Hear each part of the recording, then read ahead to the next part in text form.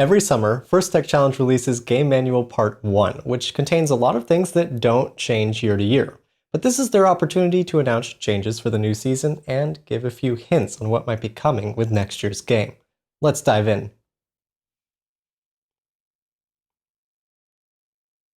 In this video, I'm going to focus on some of the changes related to the inspection process that we go through at the beginning of every tournament. If you want to learn more about changes related to judging, technology, or just general team rules, make sure you're subscribed so you know when I release a video on those. Now, before we dive in, I need to note that I don't have any special knowledge of what's coming for next season's game. Even though I have the opportunity to help organize our league and the kickoff event for my region, at the time of recording at least, I don't know anything about what's coming. So don't read too much into what I have to say about these changes. Everything I know is available publicly. Let's dive into some of the changes in Game Manual Part 1 related to inspection. And the first one is going to make a lot of teams happy when it comes time for the robot sizing portion of inspection. Specifically, there is now a little bit of leeway for certain flexible materials when you are going through the sizing box. Here's what it says. Flexible materials, such as zip ties, surgical tubing, string, etc., may extend up to 1/4 of an inch outside of the 18 inches that we know and love. In the past, it's been a common issue during inspection that certain materials don't hold their form and would not naturally stay within the 18-inch cube, those invisible walls that we think of during the sizing inspection, if they weren't being held in by some other force. It's very common to see a team trying to tuck these things in at the last second so that we can swipe the sizing tool across it, or whatever the process is at your tournament. Now, as inspectors, we have a little bit of leeway to give to teams that have this experience. If something is naturally but not permanently falling outside of that 18 inches, just because it's flexible and that's how it fell due to gravity, that's going to be okay as long as it's still within 1/4 of an inch of the allowed rule. Another common issue that arose in inspection last season was teams trying to use a game element as part of their robot or their team scoring element. The game manual has been amended to specifically call out that you are not allowed to use a game element as part of your robot, but also you are not allowed to use game elements from previous seasons as well, either as part of your robot construction or presumably as part of your team scoring element. Now, I've been saying team scoring element, but there's more to the story this year. We don't have many details yet at this revision of Game Manual Part 1, and I'm sure we won't know much until the release of the game. But there is now specified a team scoring element and a team game element.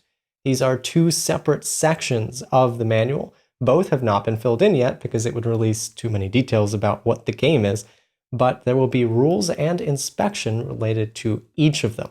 So keep that in mind and be prepared to do a little more work potentially when it comes to adding these additional elements to your bot. Speaking of team scoring elements, an issue that was encountered last year related to re-inspecting these elements when they were being shared among multiple teams.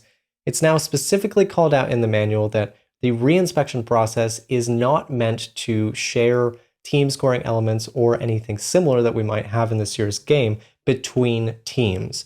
So if you are constantly having to change the team numbers on something and get it re-inspected, that's probably not the goal of that process. This is important because the lead robot inspector that does those re-inspections may be acting as an FTA or a referee throughout the day and may not have time to be doing all of those re-inspections if it's constantly happening between matches of those two teams. So just keep in mind that the re-inspection process is for a very particular purpose. It's not meant to happen very often, and it shouldn't be a routine part of your plan for the day. Now, rapid fire, just a few changes that come from the inspection process and the inspection form itself. First one is something that I just really like. The form for inspection, either field or robot, no longer says pass, fail at the top. It says ready or not ready. This is meant to elude that when you fail inspection, it just means that you're not ready to play yet. It doesn't mean that you failed and it's time to go home. This was a point of confusion for some teams in the past, and I'm glad to see that that wording has been changed. Hopefully it's changed in the scoring system as well, but we'll have to wait and see on that. Next, there is no more mention of a sticker on the robot that says that the robot moves during initialization. Previously, you needed to warn people if there was something in your code that would cause a servo to move, for example, when you gave it power for the first time. This is no longer mentioned in the rules, and it's no longer mentioned in the checklist.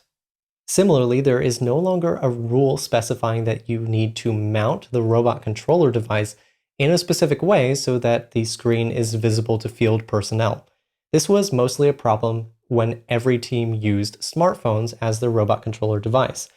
As more and more teams adopt the Rev Control Hub instead, which doesn't have a screen, it doesn't matter where it's mounted as long as you remember that there is a wireless radio in that device and it probably should not be mounted against metal.